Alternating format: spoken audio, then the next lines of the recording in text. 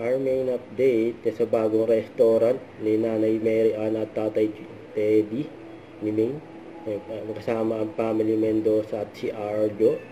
Pinasilip pa nga ang loob. Ayan o.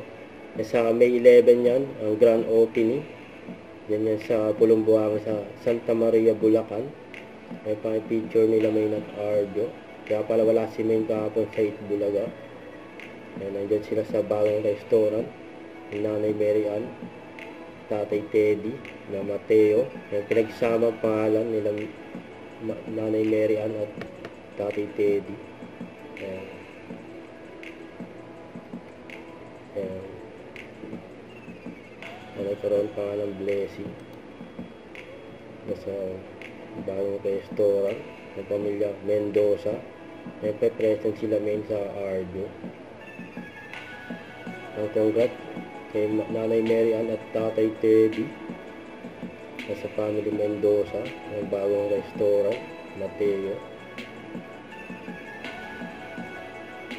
Mary at Tudoro Mateo. Grabe, daming business ng pamilya Mendoza eh.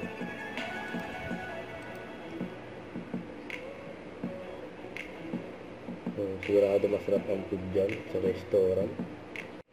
Don't forget to subscribe and click the notification bell for more updates. This is Twitch Reaction Vlog. Stay tuned for more videos. See ya.